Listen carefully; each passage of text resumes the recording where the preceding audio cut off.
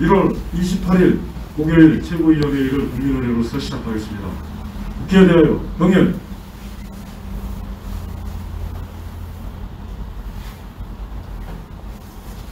바로 순국선열 후구경력 태극기 애국열사에 대한 묵념이 있겠습니다. 일동 묵념.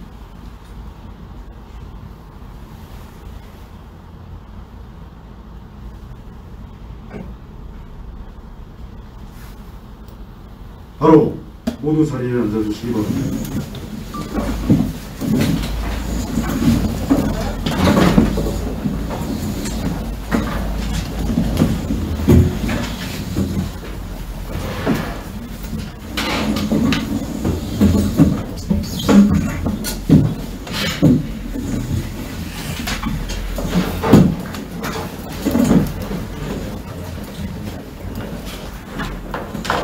1월 28일 최고위원회의 전략회의를 시작하겠습니다.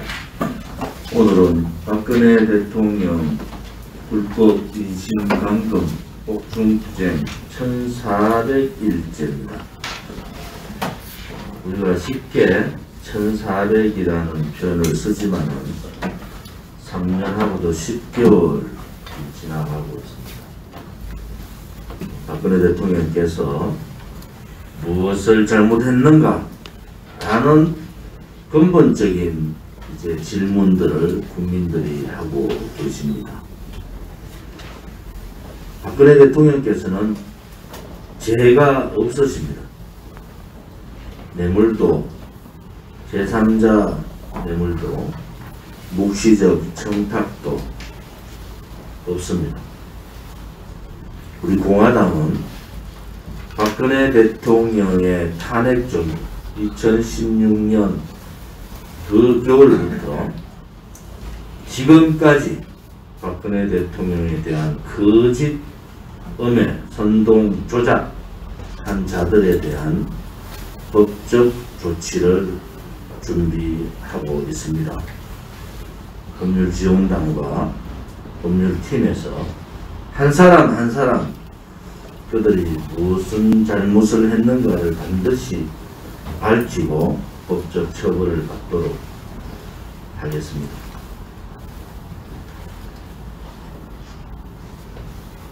문재인 씨는 26일 날 중국 공산당 중공의 시진핑 주석한테 중국 공산당 창립 100주년을 축하한다고 얘기했습니다. 배알이 없어도 너무 없어요. 아직 6개월 남아있는 창립 기념일을 축하한다는 그 문재인 씨는 이 위대한 대한민국의 건국 100주년, 그들은 건국 70주년을 그들은 묻어버렸습니다. 도대체 문재인 씨가 대한민국을 어떻게 보고 있습니까? 중국 공산당 중공은 6.25의 전범인과 동시에 우리 대한민족의 반역 행위를 한 적국입니다. 수십만이 그들에 의해서 살해당하고 1천만의 이산가족을 만든 그 나라가 바로 중공입니다. 그 공산당을 찬양하고 축하하는 문재인 씨가 과연 대한민국의 대통령입니까? 26일 날 문재인 씨의 발언은 2018년 9월 19일 능라도에서 15만 북한 주민을 앞에 두고 했던 망언과 같은 겁니다. 2300만 고통받는 북한 주민들의 고통과 이 김일성 3대 세습 정권의 포갑 정치를 인정해버리는 그러한 망언, 자유를 갈망하는 북한 주민들을 배신한 너무나도 9.19 망은 불굴의 용기를 칭송했던 김일성 3대 세습 정권의 불굴의 용기를 칭송했던 그 망언과 맞먹는 망언을 26일 시진핑 중공 주석과 나눈 대화에서 얘기를 했습니다. 미국의 트럼프 정부나 새로 들어온 바이든 정부는 민주 세력의 대연대를 구상하고 있습니다. 우리 공화당은 지난 총선에서 반공산주의 블록 연대를 주장했고 자유민주주의 체제 연대를 주장했고 그렇게 실천하고 있습니다. 도대체 문재인 씨의 사상의 끝은 어디입니까? 언젠가는 우리 대한민국이 중국 공산당에 의해서 가장 곤혹한 상황에 올 거라는 것을 저는 예측하고 있습니다.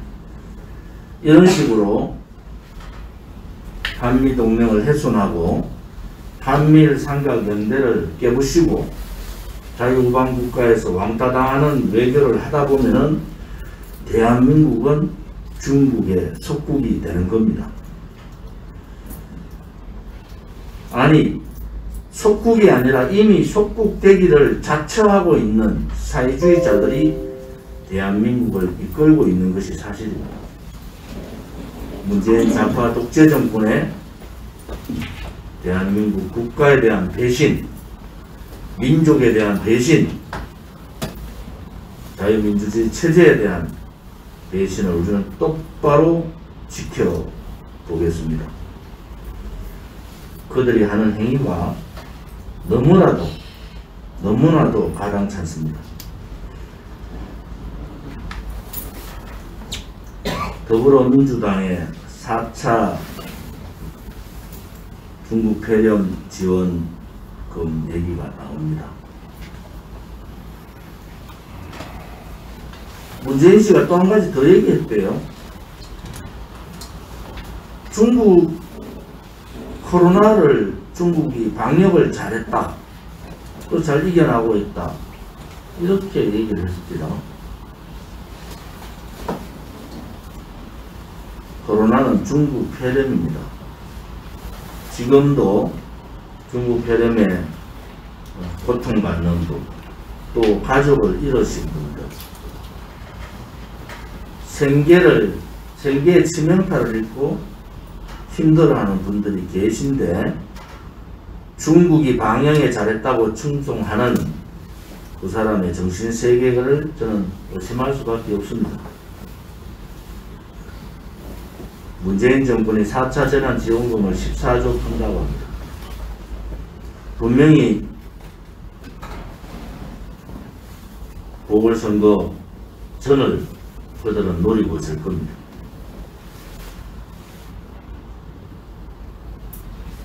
고양이가 생선을 맛을 본 거예요. 문재인 정권이 포퓰리즘에 통하는 국민들을 본 겁니다. 돈을 뿌리서 잠시 국민들의 눈과 귀를 속이는 겁니다. 이제 국민들께서 그 돈이 국민의 세금이고 미래의 곳간에서 나오는 돈이고 미래의 곳간이 무너지면은 대한민국에 미래는 없다라는 걸 아셔야 됩니다. 홍남기 경제부총리가 그렇게 반대를 했는데도 청와대와 더불어민주당이 강압적으로 억누르면서 4차 재난지원금을 풀겠다는 겁니다. 국가부채가 1000조가 넘었습니다. 지금 대한민국의 국가부채는 계산 방법이 조금 다릅니다. 공기업이나 공공기관, 기타 부채까지 합치면 훨씬 더 많은 1600조 가까이가 넘습니다. 그런데도 OECD 국가에 대해서 부채 비율이 낮다라는 말을 하는데 경제의 상황이 다른 겁니다. 그들이 OECD 국가가 가지고 있는 부채의 현황하고 대한민국이 부채가 급속도로, 국가 부채가 급속도로 늘어나는 것은 전혀 다른 상황입니다. 경제를 조금이라도 아는 분은 그런 말을 하지 않습니다. 이 문재인 좌파 독재 정권의 포퓰리즘 정책은 정책 담당자인 부총리를 청와대와 더불어민주당이 억압해서 눌러서 재난지원금을 만드는 이유는 뻔합니다. 지난 총선 때 재미받는 결과를 이번 보궐선거에서도 돈으로 재미보겠다는 겁니다. 부산의 가덕도 신공항 문제도 마찬가지입니다. 가덕도 주변에 있는 주민들은 가덕도 신공항을 거의 다 반대합니다. 가덕도 신공항은 이미 박근혜 대통령 정부에서 정리가 된 겁니다. 특히 대구 경북에 있는 시도민들은 박근혜 대통령 정부의 밀양이 점수가 더 나왔는데도 그것을 덮어버리고 김해신공항 확장안으로 간 것에 대한 많은 분들이 불만이 있습니다. 그런데도 불구하고 국가의 정책이기 때문에 참아준 겁니다. 지금 와서 국가가 결정한 정책, 그것도 김해신공항 안과 밀양공항 안, 가덕도 중에서 가장 하점을 받은 가덕도 공항안을 부산 보궐선거, 시장 보궐선거에 이기기 위해서 다시 들고 온 겁니다. 들고 온 사람들이 누굽니까? 성추행을 했다는 오거돈이고,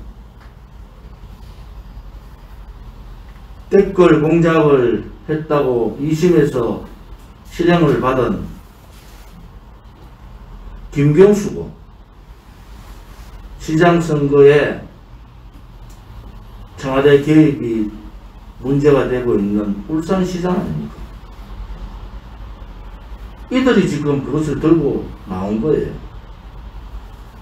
우리 공화당은 다시 한 번 더 말씀드립니다.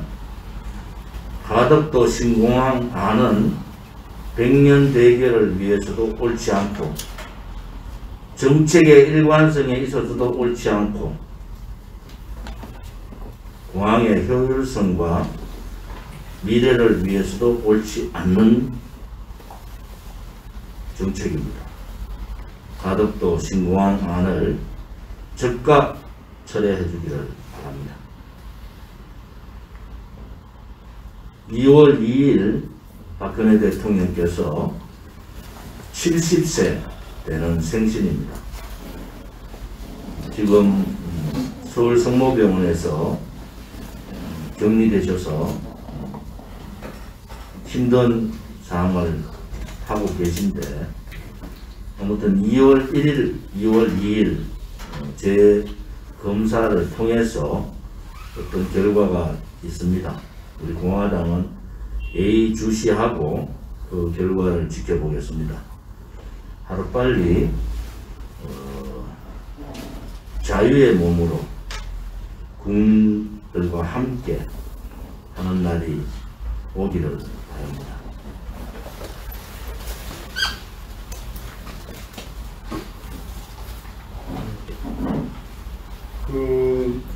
지금 바이든 행정부가 출범을 했는데, 지금 그 조사를 보니까 시진핑하고 그 중국의 언론이 아마 문재인이가 이제 그 통화한 거를 갖다가 대대적으로 크게 신문에 보도를 했더라고요. 그래서 이제 아마 대한민국은 중국 공산당 것이다, 우리 편이다, 이런 식으로 해가지고 이제 굉장히 선전을 하고 있고, 이것이 이제 워싱턴 정가에서 크게 보도된 것 같은데, 지금 우리나라 이거 지금 정권이 바이든 행정부로 바뀌면서 다시 우리 조선시대에 명나라가 멸망하고 청나라 그 교체기에 그런 아주 외교적으로 어려운 그런 코너에 또 지금 굉장히 몰리고 있습니다. 근데 우리나라 사람들이 이런 기지를 보면은 이런 툴타기가 서툴단 말이에요, 외교가. 그리고 이제 저 잘못된 쪽으로 가는 그런 명분론에 집착을 해가지고 나라를 결국 이제 망치게 됐는데, 조선이. 지금 정부는 그렇습니다. 문재인은 중국 공산당이 좋다고 저렇게 하고 있고, 국민들은 아니라고 하고 있기 때문에, 이걸 이제 어떻게 처리하느냐, 결국 이제 선거인데, 방송이 지금 받쳐주고 있지는 않지 않습니까? 방송이. 그리고 이제, 채널 200개, 300개, 이렇게 제가 유심히 좀 보면은, 드라마다 뭐 스포츠다 보면은, 볼 게 하나도 없어요.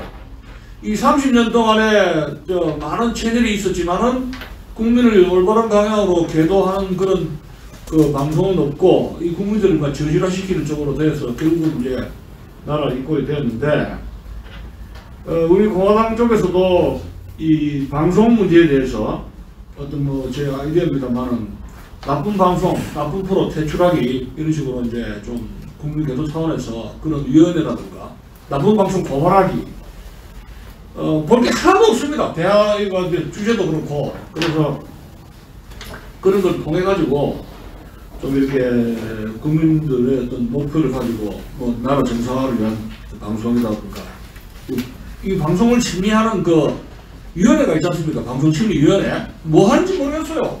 네. 그래서 그런 것을 좀 추천을 좀 해보고 싶습니다. 이상입니다.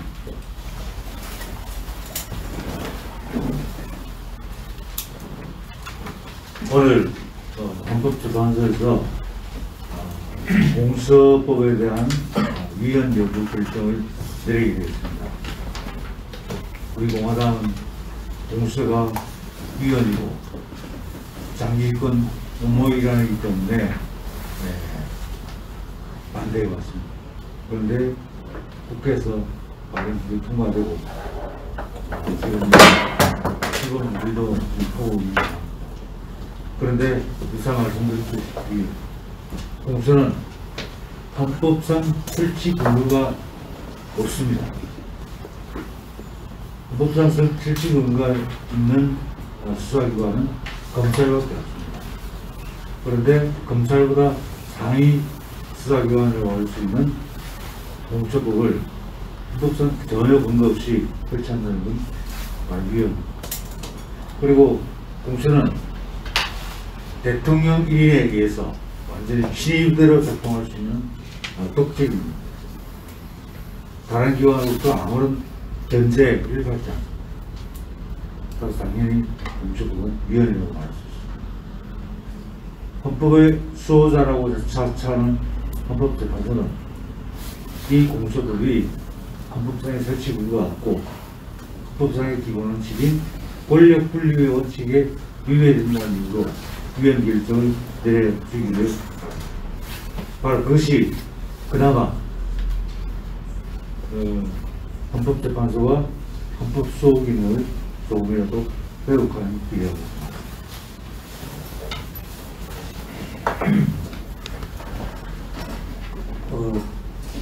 지금 대한민국의 국민들이 느끼는 체감 뉴스는 뭐 일부 공급을 받아서 생활하는 공무원과 공사직원들, 그리고 교직원, 대기업, 중견기업 빼고는 무슨 폭탄 공화국이 아닌가 이런 생각들을 부채도 아까 대표님 말씀하셨습니다.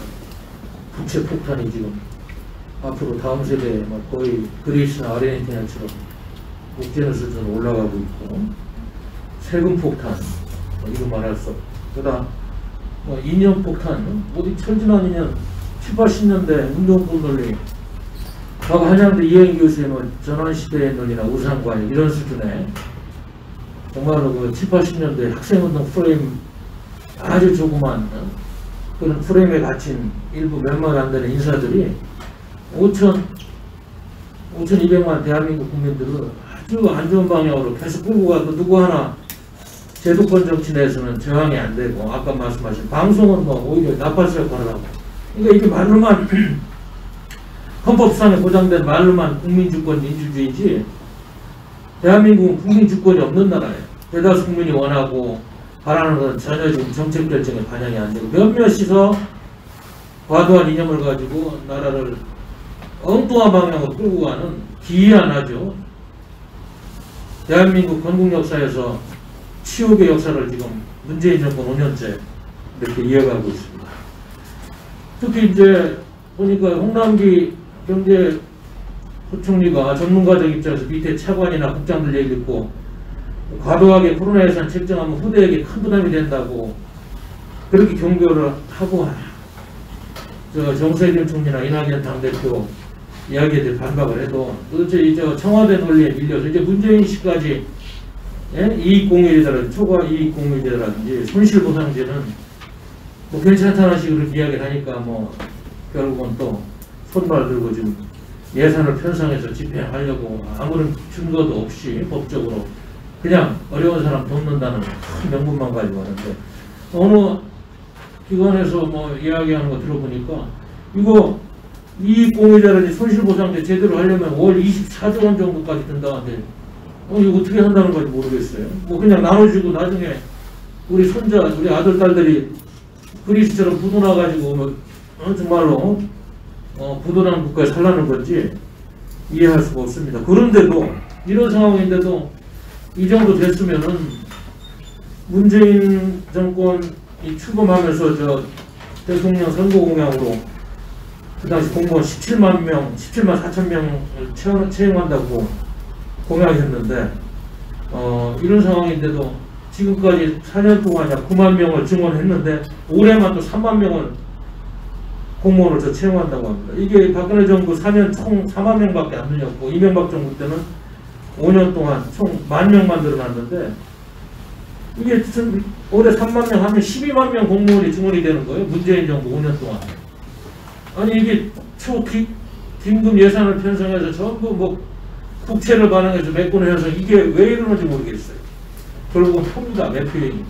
표만 되면 그냥 다 나눠주고 정권을 연장하겠다는 이런 생각인데, 이거 구급 공무원 기준으로 환산해도 17만 4천 명 다 채용하면은 향후 30년간 328조 비용이 든다는데, 이거 감당이 될 정도. 이게 국회 예산정책처에서 나온 그 통계인데, 이 국가 채무는 지금 올해 국내 총생산 GDP의 47% 수준까지 와서 천조에 육박하고 있고, 이 상태로 계속 가서 2045년이면 GDP의 99%까지 상승한다는 거예요. 공개 부채까지 얘기하면 이건 상상을 초월해서 OECD하고 비교도 안 될 거예요. 아까 말씀하셨는데, 세금을 낼 수 있는 생산 연령 인구 비중은 현재 70%인데 35년 뒤에는 애를 안 낳고 지금 뭐 0.83명인가요? 출산율이 전 세계에서 애를 제일 안 낳는 나라가 돼가지고 윤리적으로도 지금 타락한 이런 사회가 됐는데,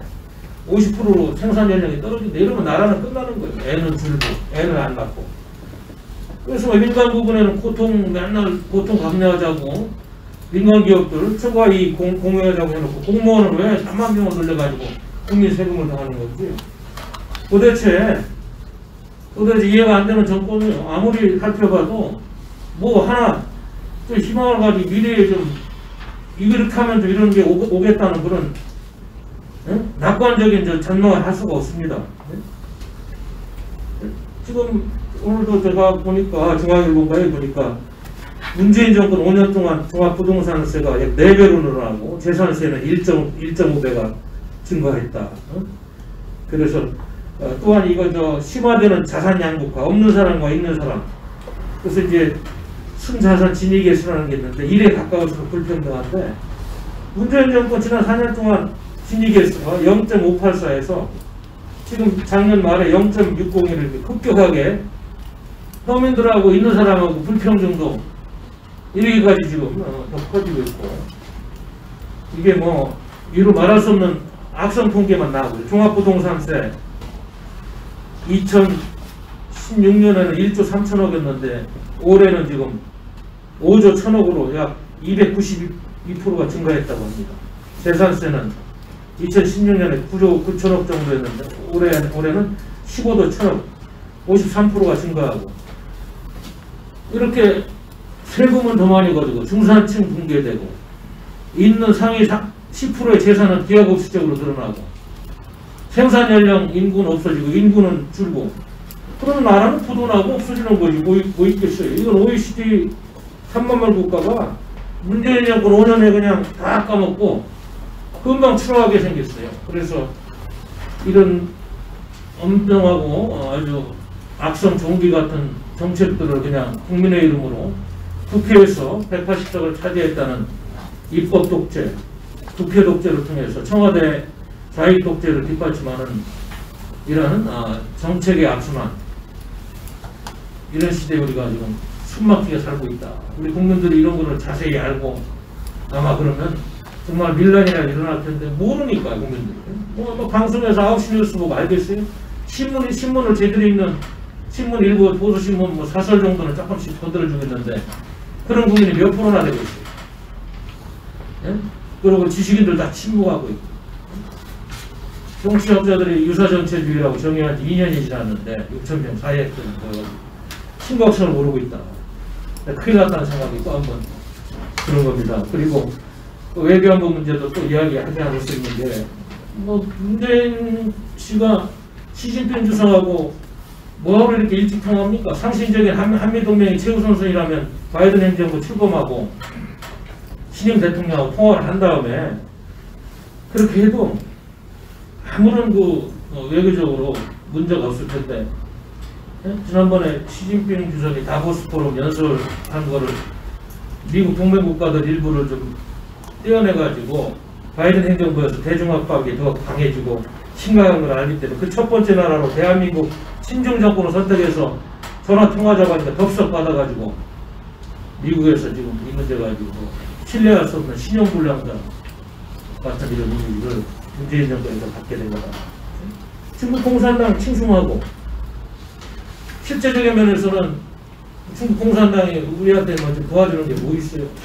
연일 서해상에서는 말이죠, 항공 10개월구역 침범한 것 60번이 넘는다고 하고, 한한정도 해제시켜줬으니 뭐 아무것도 없는 것도 없으면서요. 사드 배치 그것도 뭐 철회하려면 확실히 산불을 합의도 철회하려면 확실히 하든지 그때그때 말 바꾸면서. 그래서 뭐 한 번도 대한민국 대통령이 누굴 대표하는 대통령인지 모르고 이러한 중국 공산당의 패권적이고 아주 무모한 사대주의적인 경향에 대해서 우리 대통령이 한마디도 항의하는 걸 못 봤어요. 응? 이런 나라에서 우리 국민들이 스트레스 언제까지 봐야 됩니까? 이게 잘 되는 데는 병원밖에 없다고 그래요. 스트레스 받아서 암세포만 생겨가지고. 합참 자료도 보면 중국 경비함들이 거의 매일 서해상 동경 123도 124대역에 출몰하는 상황이고, 이런 상황인데 굳이 중국 공산당 창당에게 오늘 날 6개월 전이나 말이에요. 진심으로 축하한다고 이야기해요.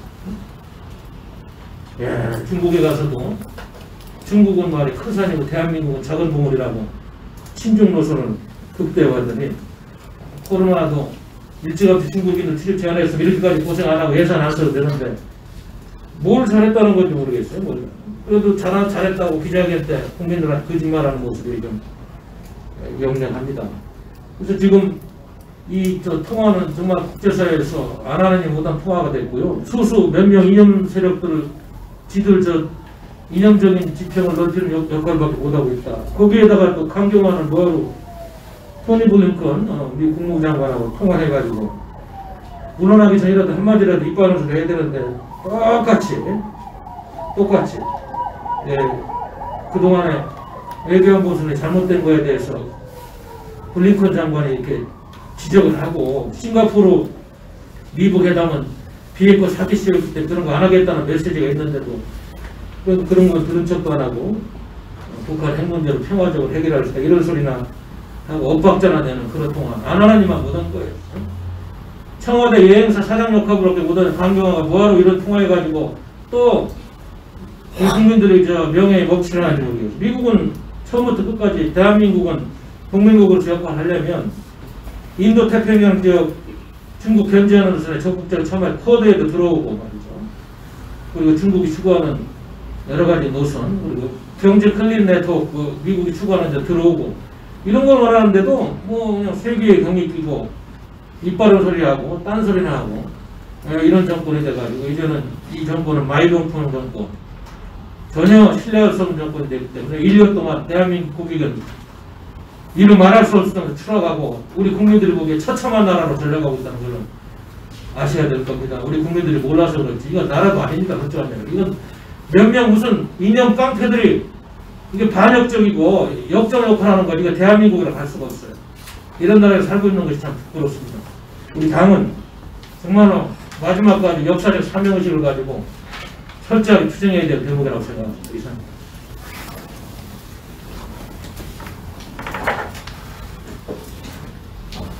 네, 당원동지 여러분 안녕하십니까. 오늘은 박근혜 대통령님께서 거짓 재산에 둘러싸인 채 옥중에서 투쟁하시는 지 벌써 1400일째입니다. 많은 동지분들도 그렇고 저도 항상 궁금하던 게 있습니다. 왜 도대체 이 거짓말이 벗겨지지 않는 걸까? 조금만 따져보면, 조금만 이성적으로 생각해보면 박근혜 대통령님께서 박근혜 대통령님을 둘러싼 거짓말들이 정말 거짓말이라는 걸 알 수 있을 텐데 왜 사람들은 침묵을 하고 언론들은 조용히 할까? 또 그것과 관련돼 있던 공직자들은 도대체 무엇을 하고 있었을까? 라는 생각이 많이 듭니다. 이 공무원들의 어찌 보면 무사한 일, 책임 회피는 하루 이틀 된 문제가 아닙니다. 최근에 정은경 질병관리청장이 이제 몰래 냈던 논문이 화제가 되고 있습니다. 그거에 대해서 거짓말로 해명을 하는 것을 보면서 도저히 안 되겠다. 그래서 어젯밤에 논문을 한번 찾아봤습니다. 이게 그 논문입니다. 한국에서 학교를 다시 열었을 때 코비드-19이 과연 얼마나 영향을 미치는가. 정은경 씨가 교심 저자로 되어 있습니다. 여기 보면은 맨 마지막 결론 부분에 이런 표현이 있습니다. 우리의 발견은 아일랜드, 오스트레일리아, 뉴질랜드에서 보고된 것과 결을 같이 한다. 학교는 학생들 간 코비드-19의 전염에 하이 리스크가 되지 않는다. 그렇다면 아일랜드, 오스트레일리아 그리고 뉴질랜드에서 나왔던 발표는 무엇일까요? 학교 문을 열어야 된다는 겁니다. 방역 수칙을 지키고 있는 한 학교에서 학생들 간 전염력은 낮고 실제로 나이가 어릴수록 전염력은 낮아지고 또 보균을 할 확률도 낮아집니다. 그 밑에 나옵니다. 이제 또 학교를 닫는 데 있어서 학교를 닫음으로 아이들에게 코비드-19이 전염될 확률, 그 병이 걸릴 확률은 별로 없다. 제한된다. 또한 학교를 닫는 것은 개인과 사회적인 레벨에서 비싼 값을 치르게 된다. 자기가 논문에 명확하게 써놨어요. 그래 놓고는 방역 수칙을 지키는 것이 포인트였다라고 새빨간 거짓말을 합니다. 정은경 씨는 질병관리청장이고 그 질병관리청장 아래에는 수많은 과학자들이 있습니다. 그러면 이게 이 사람이 갑자기 튀어나와서 했던 얘기냐? 그게 아닙니다. 이미 작년 10월 달에 수많은 과학적인 데이터를 가지고 만들었던, 이게 논문은 아닙니다. 퍼스펙티브라고 해서 우리가 과학적인 현상, 사회적인 현상을 어떻게 과학적으로 바라볼 것인가 라는 의미로 이제 사이언스지에서 매주 발행하는 내용 중에 하나인데요. 아이들과 청소년들에게 있어서 중국 폐렴, 아이들은 코비드-19에 낮은 위험도를 가지고 있고 예방에 의해서 불규칙적으로 또는 예방에 반비례해서 다친다, 피해를 입는다. 이 말이 무슨 말이냐? 학교를 닫으면 아이들이 가정에서 받는 그 고의적이든 비고의적이든 받는 피해가 커지고 아이들이 학교를 가지 않고 사회와 가정을 덜 됨으로 인해서 자살률이 높아집니다. 중간에 이런 얘기가 나옵니다. 많은 나라들은 학교를 닫고 또 소셜 락다운을 했을 때 어린아이들이 정신적인 건강에 피해를 입는다는 증거를 보여준다. 예를 들어 영국에서 18세 미만 아이들의 청소년들의 자살률이 급증했다고 합니다.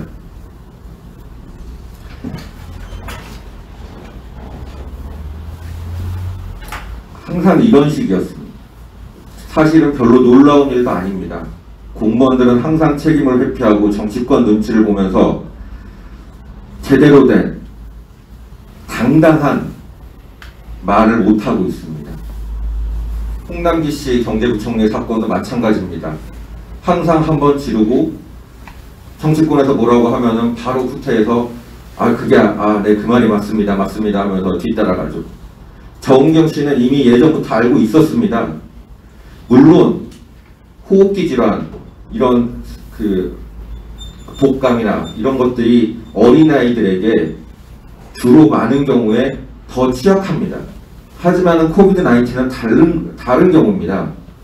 하지만은 그냥 뻔하게 숨기고 있다가 작년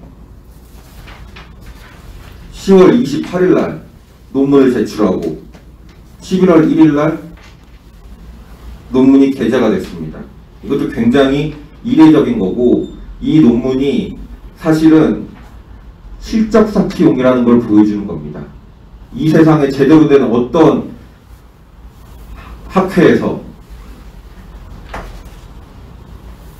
논문을 접수한 지 3일 만에 논문을 게재시켜줍니까? 논리적인 근거도 빈약하고 데이터도 굉장히 부족한데 그냥 실적사키용으로 자신 교신 저자로 코레스판딩 어서로 그냥 올리는 게 이게 대한민국 공무원 사회의 현실입니다. 고인물은 썩습니다. 그리고 행동하지 않는 집단 역시 썩게 마련입니다. 공무원 사회 그리고 정치권의 일대 혁신이 필요하다고 봅니다. 너무 흥분을 한 것 같아서 조금 다른 이야기를 드리자면, 이제 우리가 모더나 백신이 이제 미국에서 많이 맞게 되면서 속속들이 실제 사례들이 접수가 되고 있습니다. 굉장히 높은 효율성을 보여주고 있는데, 단지 노인층에서 기저질환이 있는 경우에 그 쇼크가 오는 경우들이 있다고 합니다. 한 15분 정도 안에. 그래서 우리가 백신을 맞을 때 백신이 결국은 집단 면역을 형성하기 위해서인데, 어떤 방식으로 우리가 백신 문제를 접근할 수 있는가에 대해서 잠깐 말씀을 드리겠습니다. 백신을 맞을 때는 두 가지 접근 방식이 있습니다. 첫 번째가 직접적으로 사람들에게 투여를 해서 이 사람들이 항체를 가지게 하는 방법이 하나가 있고, 또 다른 하나는 백신을 맞지 못할 정도로 위험한 사람이 있다면 그 주변 사람들을 백신을 맞게 하는 방법입니다. 이게 간접적인 indirect method인데, 이런 식으로 해서 이제 백신을 맞으면 안 되는 계층들이 있어요. 75세 정도 이상의 기저질환이 있는 경우, 특히나 호흡기 그리고 당뇨 이런 기저질 같은 경우에는 사실 낮은 경우이긴 하지만 사망에 이르는 경우들도 이제 보고들이 되고 있습니다. 그래서 실제로 이제 정부에서 백신을 맞으라고 할 때 기저질환이나 있으신 고령층 분들은 먼저 의사와 상의를 하고 나서 맞는 게 중요하겠다는 생각이 듭니다. 그리고 우리 사회에 이제 백신에 관련돼서 나오고 있는 거짓된 정보들 중에 하나가, 이게 음모론이라고 하면 음모론인데, 빌 게이츠가 그 마이크로소프트 전 사람, 또 채권하는 사람, 뭐 누가 막 외국에 하여튼 온갖 사람들이 다 모여가지고 인체에 속된 말로 칩을 심는 거다, DNA 핑거프린트를 남겨두는 거다라는 이야기들을 많이 합니다. 사실 이거는 명확하게 거짓말입니다. 간단하게 설명을 드리자면 인체에서는 DNA가 메신저 RNA를 만들고 메신저 RNA가 단백질을 만드는 겁니다. 지금 이제 트럼프 대통령이 뭐 오퍼레이션 워프 스피드라고 해서 그거를 통해서 만들어진 이 모더나 백신은 메신저 RNA를 활용한 겁니다. 이 메신저 RNA가 위로 올라가지는 못합니다. DNA로 올라가지 못하기 때문에 절대 그런 걱정이 없습니다. 메신저 RNA는 시간이 지나면 효소에 의해서 부서집니다.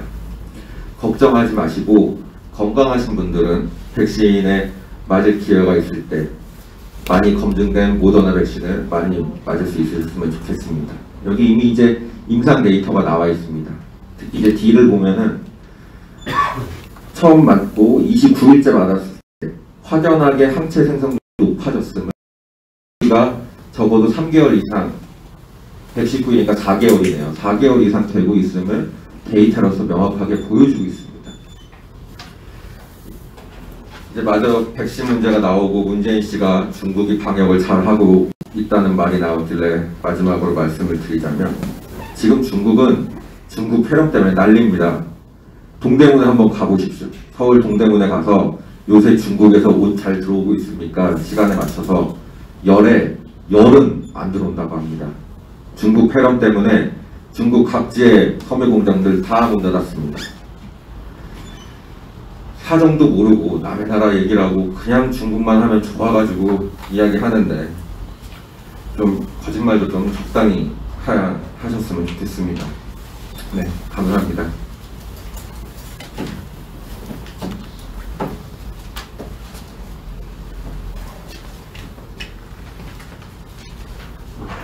자칭 보수정당이라는 국민의힘이 여러모로 고독을 치르고 있습니다.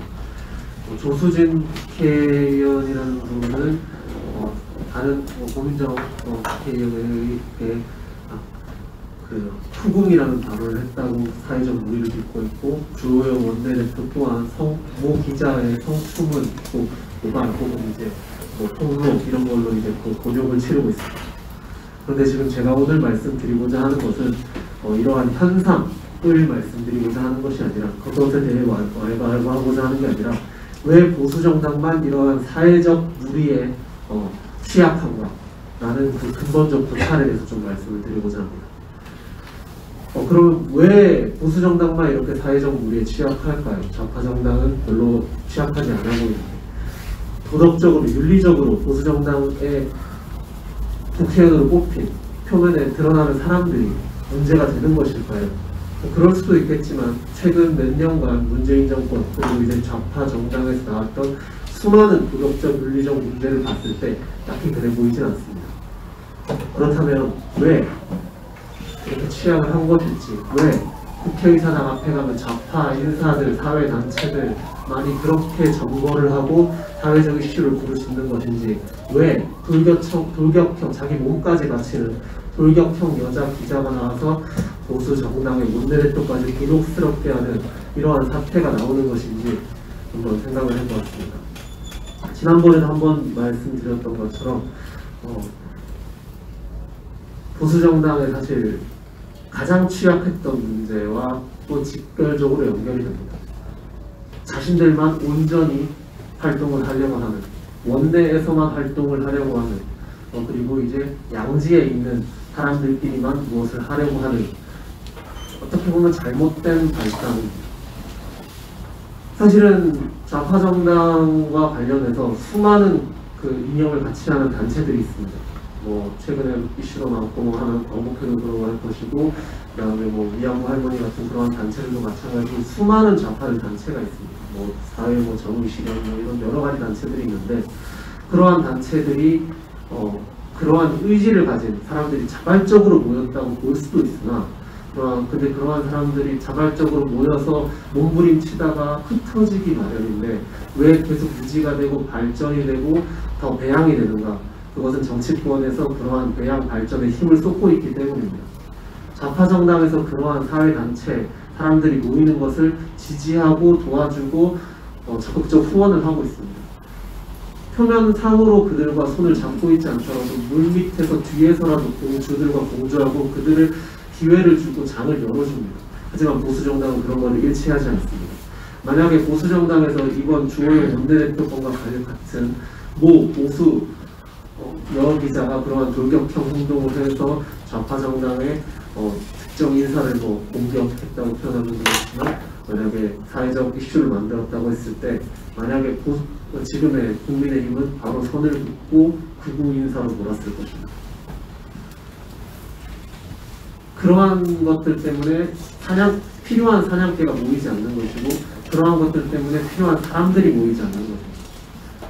온전히 자신들만이 그 권력을 그러한 장을 누리고자 하는 오만함에서 비롯된 것인지 아니면 그러한 여러 가지 뭔가 장을 마련해 줬을 때 사람들이 만드는 여러 가지 잡음 혹은 이제 무리 이런 것들이 피곤해서 그러는 것인지 정확한 이유는 둘 다일 수도 있고 알 수가 없으나 중요한 것은 사람이 모여야 힘이 되고 사람이 모여야 세력이 된다는 것입니다. 그리고 그 세력 위에 박근혜 대통령이 탄핵이 되고 문재인의 친중 1000명이 있듯이 지금의 이 기울어진 대한민국의 현상을 상황을 우리는 확인할 수 있습니다.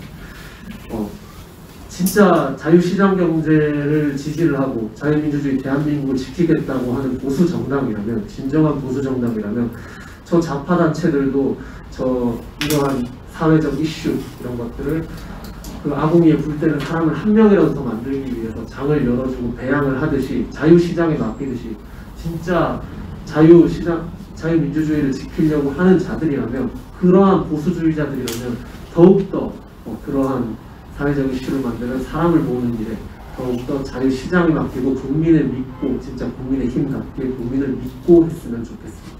이상입니다. 네, 반갑습니다.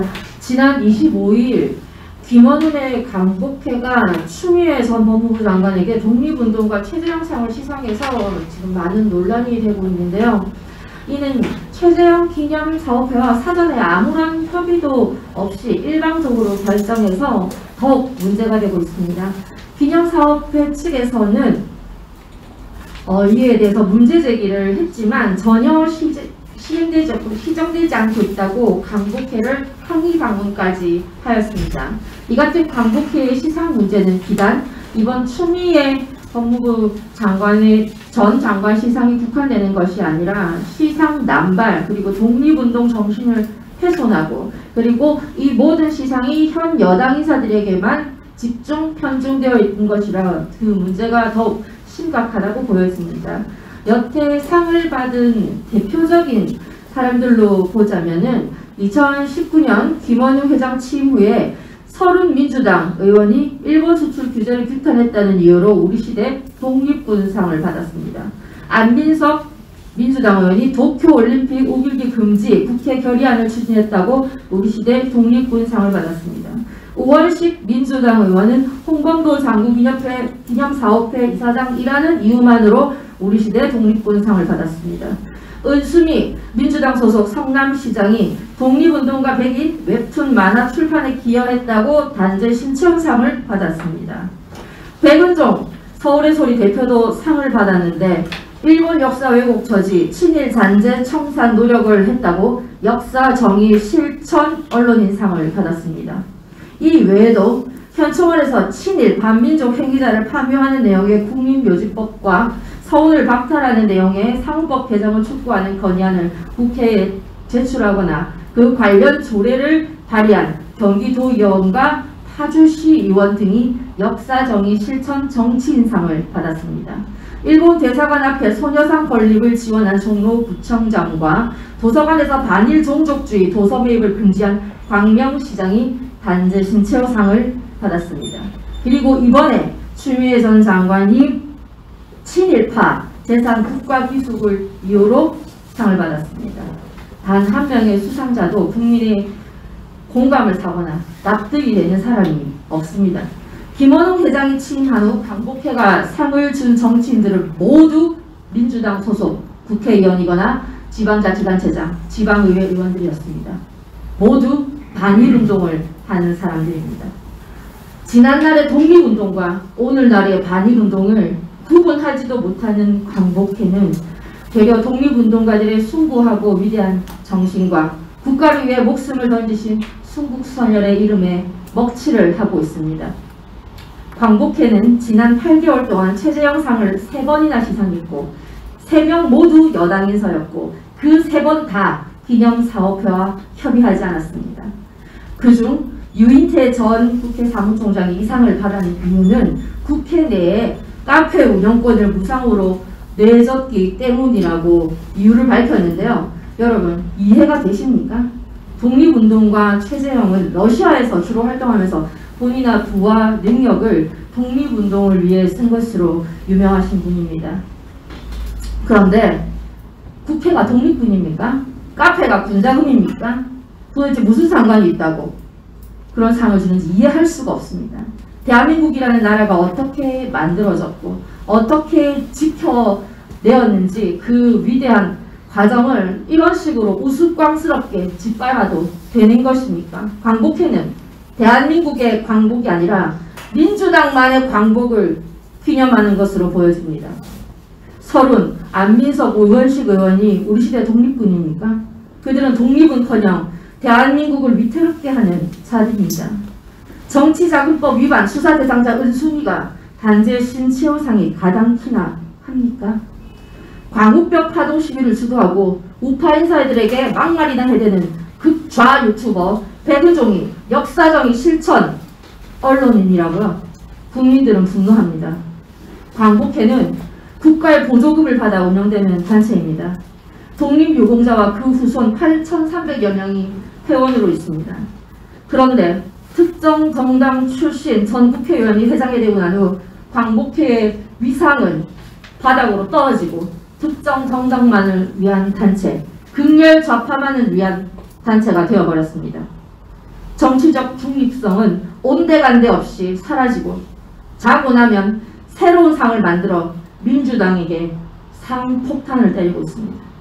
그들만의 리그가 되어버린 광복회. 조국의 독립을 위해 목숨을 바치신 독립운들과 군들께서 하늘에서 보신다면 얼마나 통탄하실까 생각을 하면 국민으로서 한없이 죄스럽습니다. 광복회는 정치적 중립을 잃어버리고 친명, 친문 세력들에게 손바닥 비비는 것이 얼마나 국민들의 자존심을 짓밟는 일인지 알아야 합니다. 광복회의 수상자 목록은 향후 매국노의 목록으로 기록되게 될 것입니다. 그들은 반드시 역사 앞에 죗값을 치르게 될 것이고 순국 선열들께서 그들을 절대 용서하지 않을 것이라고 믿습니다. 촛불 쿠데타 세력과 어제도 오늘도 지금도 내일도 싸우는 우리야말로 대한민국의 자유 수호를 위해 싸우는 투사, 제2의 독립운동을 하는 독립투사들이라는 자부심과 신념을 여러분들께서 더 확실히 가져주시기를 바랍니다. 오늘도 투쟁의 전선에서 함께 하시는 모든 분들께 응원과 감사의 말씀 드립니다. 이상입니다. 네. 지금 4.7 보궐선거가 다가오고 있습니다. 4.7 보궐선거가 다가오면서 다시 한번 국내 정치는 선거 전국으로 들어가고 있습니다. 그러나 지금 현재 여당과 정부는 여전히 우리 사회, 현재 사회의 기본들을 허물어뜨리고 있습니다. 국제정치적으로 친중 노선에 대한 아주 심각한 우려를 지금 보여주고 있고, 국내 정치적으로도 일단 독재에 가까운 정도의 정치적 전쟁을 지금 현재 일삼고 있습니다. 경제적으로 지금 이미 온 국민들이 80% 이상이 지금 총체적인 어려움에 처할 정도로 악화시키고 있는 상황을 사실은 민간이 받쳐주면서 현재의 경제 체제를 유지하고 있습니다. 이러한 실정과 무능을 토대로 해서 온 사회가 공무원 사회나 이 모든 사회들이 불신과 복종이 아주 익숙해지고 있는 그런 현상을 보여주고 있습니다. 4.7 보궐선거에서 과연 우리 보수는 어떻게 이 상황을 우리가 헤쳐나가야 될까가 심각한 주제입니다. 보수주의의 핵심은 완성입니다. 완성을 통해서 새로운 것을 만들어내는 것이 이 보수주의의 진정한 진면목인데, 과연 지금 현재의 보수들은 우리가 어떻게 지금 하고 있는지를 우리가 명확하게 판단해야 됩니다. 국민의힘 안철수 후보, 안철수 여러 시민단체, 신의 한수 여러 단체들이 있습니다. 과연 이런 단체들이 현재의 여당과 문재인 정부의 어설픈 사회주의 세력들에 대해서 우리가 제대로 대처하고 있는가를 진지하게 고민해야 될 부분이 아닌가 이런 생각을 가지게 됩니다. 4.7 보궐선거에서 우리 공화당은 그러한 정체성을 더욱더 강하게 확립하고 대처해야 나가야 될 시점이 아닌가, 이렇게 다시 한번 다짐하고 생각을 해봅니다. 이상입니다.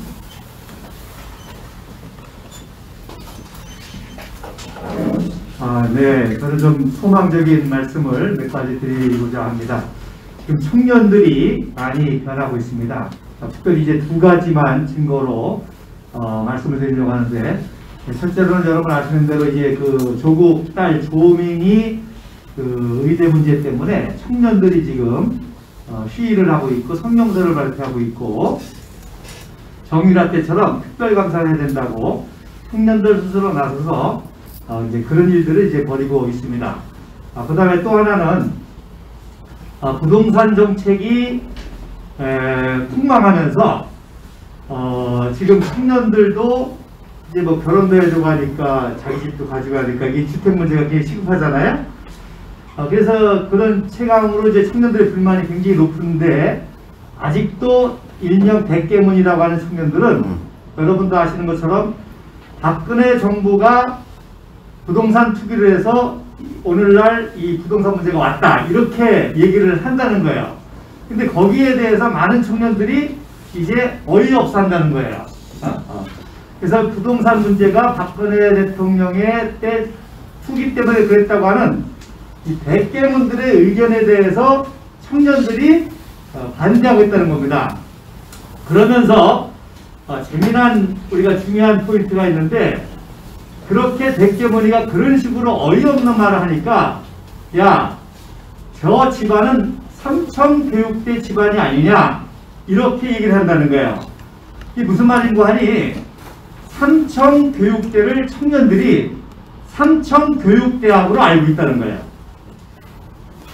그래서 아주 골수 좌파의 집안이니까 삼청교육대학 출신의 그 자녀로 안 되는 겁니다. 즉 전두환 대통령, 전두환 그 국보위 시절에 만들었던 이 깡패들을 정화시키는 삼청교육대, 군부대에 있었던 그거를 삼청교육대학, 그 성공회 대학이나 이런 그 한신대학이나 아주 좌빨로 유명한 그런 대학으로 청년들이 오해하고 있다는 거예요. 이게 무슨 얘기하니? 이만큼 청년들이 역사의식이 굉장히 무지하고 그랬다는 거예요. 또 하나, 우파 청년도 삼청교육대를 알고 있긴 하는데, 이게 박정희 대통령 시절에 있었던 걸로 알고 있다는 겁니다. 그래서 삼청교육대는 박정희 대통령과는 전혀 관계가 없이 바로 그 신군부가 정권을 잡고 국보위가 생기면서 국보위 때 사회정화위원회에서 만든 겁니다. 그리고 일부 김종인이가 거기 관련돼 있다, 이런 또 루머가 있는데, 사회정화위원회에서 만들었기 때문에 김종인이는 국보위원이긴 하지만 재무분과위원이었습니다. 물론 모든 정책에 재무분과가 재정 문제 때문에 관여를 하지만 어쨌든 김종인이도 이 좌빨이 그렇게 싫어하는 그 국보위에 관여를 했던 인물이고, 거기에 재정분과 보좌관을 했던 그런 인물이라는 것입니다. 그래서 우리 당이 이런 청년들을 수용하고 또 이런 청년들을 포용하기 위해서 좀 더 아주 굉장히 포용적인 노력을 해야 되겠다. 우리 당원들이 나이도 많으시고 역사도 이념도 가치도 다 이렇게 정립이 되셨기 때문에 굉장히 투쟁이 강력한데, 근데 이제 이런 청년들에 대해서 무시하거나 또 야단치거나 그런 자세가 아니라 굉장히 인자하고 포용성 있게 그들을 이해시키고 설득시키고 하려고 하는 그런 자세를 가지고 우리 청년들을 포용해 나가야 되겠다는 것입니다. 그래서 우리 청년들에게 진짜 올바른 역사, 다른 역사, 진실들을 전하기 위해서 우리가 더욱더 포용성 있는 노력, 또 정말 뱀보다 지혜롭고 비둘기처럼 온유하고 겸손하게 해야지 청년들을 모른다고 야단치거나 무시하거나 해서 그런 갈등적인 태도를 해서는 안 되겠다는 것입니다. 물론 어른들도 역사에 참 어려움이 있더라고요. 제가 이승만 대통령의 젊었을 때 사진을 핸드폰에 이렇게 가지고 가니까 옆에 있던 70대 할머니가 물어봐요. 그래서 박사학위 받을 때 모습이다 그랬더니 웨스트 포인트 나왔냐고 물으시더라고요. 70세면 이승만 대통령이 하야할 때 초등학교 한 5, 6학년 되는데, 그럼 이승만 대통령에 대한 기억이 생생할 수 있는 나이인데도 이승만 대통령이 프린스턴 대학 나왔다는 것을 전혀 모르고 웨스트 포인트 유명하다니까 미국 육사 나왔냐 이렇게 물어볼 정도로 참 기본적인 사실까지도 왜곡되고 조작된 이런 세대 속에서 참 우리의 주장이 힘들고 어렵지만 그러나 진실이 승리한다는 이런 믿음을 가지고 결국에 오늘도 서두에 조원지 대표님께서 문재인의 중공발언 얘기하는데 결국 역사 문제입니다. 우리 대한민국의 국시가 반공이고 이 반공 때문에 공산주의와 이기기 위해서 산업화를 했고, 공산주의와 이기기 위해서 우방과의 선진국 세계화를 했고, 공산주의 독재체제와 이기기 위해서 민주화를 일으켰고, 모든 것이 반공, 국시의 모든 것이 있는데 이것이 무너져 버리니까 정권을 탈취한 대한민국의 지도자가 이렇게 친중공발을 하는, 여기에 대해서 아무런 국민들의 어떤 문제의식도 없고 또 청년들도 아무런 문제의식도 없다고 하는 것들이 바로 이런 모든 것의 근본 문제라고 생각하면서 오늘도 지금 현장에서 투쟁하시는 우리 당원들이 보다 더 뱀보다 지혜롭고 비둘기처럼 온유하고 겸손하게 우리 청년들을 포용하고 이해시키고 또 품을 수 있기를 바랍니다. 감사합니다.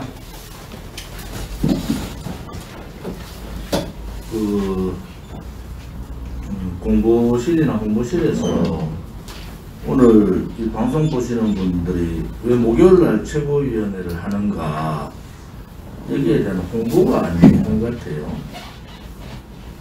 목요일날은 전략회의가 아니고 최고위원회의를 매월 올 1월달부터 매월 마지막 목요일은 최고위원회의를 하는 겁니다.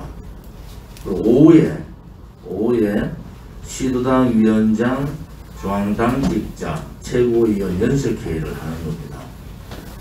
이런 부분이 결정이 되면은 공카나 우리 홈피를 통해서 오늘 최고위원회의가 원래 월요일에는 최고위원 오늘 하는데 월요일 최고위원회는 그대로 하고 매월 마지막 목요일은 최고위원회의를 종합최고위원회를 하는 겁니다. 매월 마지막 목요일날. 그리고 오후에는 시도당 위원 최고위원, 시도당 위원장, 중앙당직자 연석회의를 한 달에 한 번씩 매주 마지막 목요일 오후 2시에는 연석회의를 한다, 이런 결정을 했는데 이 결정에 대한 홍보 기능이 없어요. 결정돼서 오늘 회의를 하면은 오늘 최고위원회의를 어떻게 해서 최고위원회를 목요일날 마지막 목요일날 하게 되는지, 또 오후에는 오늘도 마찬가지입니다. 오늘은 아무튼 1시 반에 새로 선임된 중앙당직자 임명장 수여식이 있고요. 그 다음에 2시부터 최고위원, 그 다음에 시도당 위원장, 중앙당직자 연설회의를 합니다. 앞으로도 매월 마지막 목요일은 마지막 목요일입니다. 뭐 그게 목요일이 4번째가 될 수 있고 5번째가 될 수 있지만은 마지막 목요일은 한 달을 총 정리하는 그러한 최고위원, 시도당 위원장, 그리고 중앙당직자 연설회의를 합니다. 그래서 매월 월요일 날 하는 최고위원은 그대로 하고요. 또 4번째 마지막 목요일에 하는 그냥 목요일, 일반 목요일에는 전략회의를 그대로 한다는 것을 말씀드리겠습니다. 저희들이 2020년 12월 달, 그리고 2021년 1월, 지금 1월 달이죠. 지난주까지 그 서명대 당원 현황을 쭉 뽑아봤습니다. 매주별로 뽑아봤는데, 종합적으로 서명하신 분이 73,382분이에요. 그리고 55일간 서명하신 분이 73,382분. 그리고 당원에 입당해 주신 분이 18,274분입니다. 그 중에 책임당원이 3,356분이거든요. 우리가 매주 이렇게 이성우 최고위원이 서명대 현황을 하고 있습니다. 근데 서명대를 하는 것은 오늘 제가 최고위원회에서 말씀드렸지만은 우리가 이제 200개 서명대를 만들어 갈 겁니다. 당협 조직위원장 당협 조직을 200개 목표로 하고 비전적으로 서명대 지금 하고 있는 것이 49개 정도인데 이 부분 다시 점검을 다 해보겠습니다만은 아무튼 현재 각 서명대가 50개에서 70개 정도 한 주에 뭐 토요일은 제일 많죠. 직장 다니는 분들이 많고 해서 그렇지만 또 평일날 토요일 다 합쳐서 그 정도의 팀들이 서명을 합니다. 오늘 최근에 제가 말씀드린 것은 서명대는 우리 공화당의 하나의 홍보관입니다. 여기 200개의 서명대가 있으면 200개의 홍보관이 있다고 보시면 됩니다. 기업은 특히 건설회사들은 이 아파트 분양을 하든지 뭘 하면은 홍보관을 만들잖아요. 우리는 상시적인 전국의 홍보관을 200개를 가지고 있다고 보시면 됩니다. 그러니까 그 홍보관의 여러 가지 그 운영 방식이나 홍보관의 어떤 형태라든지 그 홍보관에서 분양된 아파트를 홍보하면 되겠습니까? 그것이 이슈거든요. 이슈는 매주 최고위원회뿐만이 아니고 매주 이슈가 당대표나 최고위원들을 통해서 최고위원들 발언을 통해서 이슈가 막 쏟아지지 않습니까? 문재인 좌파 독재 정권 돌아가지고 최대 역사 싸움을 하니까 이게 이슈가 한 주에도 수십 개의 이슈가 쏟아지는 거거든요. 지금 홍보관이 분양된 아파트의 방송을 틀고 있어요. 벌써 철진한 이슈를 하고 있으면 안 됩니다. 이제 우리 홍보관이 우리 공화당의 얼굴이잖아요. 우리 공화당의 얼굴이 뭡니까? 현직 국회의원이 없기 때문에 시도당 사무실을 제외하고는 사무실을 얻을 수가 없지 않습니까? 그러면은 법적 문제가 없는 이 서명대가 우리 공화당의 홍보관이다. 두 번째는 우리는 12대의 차량이 버스, 이제 13대가 있습니다. 13대의 버스와 우리가 집회 때 사용했던 각 지역의 자발적인 홍보 차량들이 있는데 이것이 또한 우리한테는 대단히 큰 자산이고 이것이 또 하나의 움직이는 홍보관인 겁니다. 움직이는 홍보관. 실질적으로 이러한 역할들이 제대로 되고 있는가? 차량이 10세대 있다는 얘기만 하지 그 10세대가 제대로 홍보 역할을 하고 있고 다만 하루에 2시간, 3시간씩이라도 움직이는 홍보관의 역할을 하고 있는가? 혹은 그냥 차량을 방치해 놓고 잠시 그냥 이용만 하는 그런 형태를 취하고는 있지 않는가? 우리가 집회를 하면은 매주 그 차량들이 스스로 동원이 돼서 오잖아요. 집회를 안 하면은 아무튼 이 움직이는 홍보관도 움직여줘야 되잖아요. 우리가 가지고 있는 자산, 우리가 가지고 있는 장점을 최대한 활용을 해야 됩니다. 그 다음에 시도당에서도 차량의 안전 문제, 그 다음에 차량의 운영 매뉴얼, 거기에 따른 홍보, 또 서명대 운영 매뉴얼, 서명대의 당대표는 오른쪽이라고 얘기하는데 서명대에서는 왼쪽이라고 얘기하면 되겠습니까? 시민단체 서명대를 한다는 명분으로 우리 공화당 이름을 걸지 않고 서명대를 하면 되겠습니까?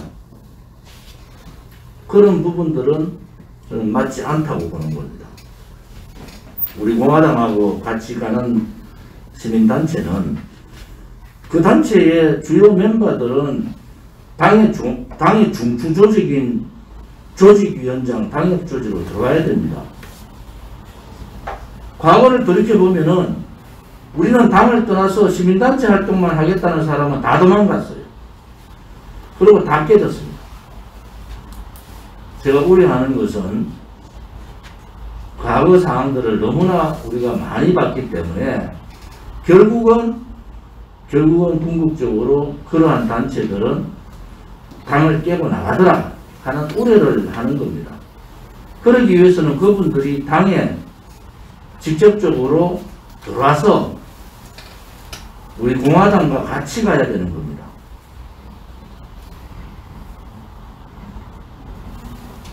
중앙당에서 사무총장을 중심으로 이 서명대 홍보관, 또 차량 움직이는 홍보관, 또 각 시민단체의 봉사활동, 지금 시민단체 대부분의 시민단체는 우리 공화당하고 같은 입장으로 활동들을 합니다. 오늘 제가 이 말씀을 드리는 것을 여러분들 잘 느끼셔야 됩니다. 더 이상 당과 다른 길을 가는 시민단체는 그냥 놔둘 수 없습니다. 결국은 그들이 4년차 들어가는 우리 공화당의 과정을 보면은 그들이 결국은 당을 깨고 나가더라. 열이면 10명 다 그렇더라. 그런 우려를 합니다. 1월달 제가 이 말을 공개적으로 3번을 했습니다. 이제 각 시민단체에서도 또 한 가지 말씀드리면은 당에서 제명한 사람을 자꾸 앞장세워서 당을 흔들지 마세요. 지금 법률국에서 모니터링을 다 하고 있습니다. 조금이라도 공당인 우리 공화당에 대해서 엄해를 한다든지 거기와 같이 손을 잡고 당을 엄해하는 세력이 있으면 단호하게 조치하겠습니다. 이제는 법률적으로 한다는 말씀을 드립니다. 지금까지 당에 대한 엄해나 저에 대한 엄해를 관용적인 차원에서 우파들은 언젠가 다 뭉친다는 차원에서 용서를 했습니다만은 이제는 그렇게 하지 않겠습니다. 법률국에서 또 법률지원단 자문 변호사 쪽에서도 이 문제에 대해서 철저하게 해주기를 바랍니다. 제가 오늘 서명대 12월 1월 서명대 운영 결과를 말씀드렸는데 결국은 저는 서명대가 답이고 서명대가 애당심이고 서명대가 애국심입니다. 우리 공화당은 행동하지 않는 보수 정당, 보수 정치인, 또 배신 역적을 행위를 한 그들을 응징하기 위해서 만든 정당입니다. 다시는 자기의 이기주의에 좌파 독재에 굴종하는 그러한 정당이 아니라 당당하게 그들과 맞서 싸울 수 있는 투쟁 정당을 만들고자 우리 공화당을 창당한 겁니다. 대한민국당 창당 정신도 우리 공화당의 지금의 당의 강령도 다 행동하는 정당입니다.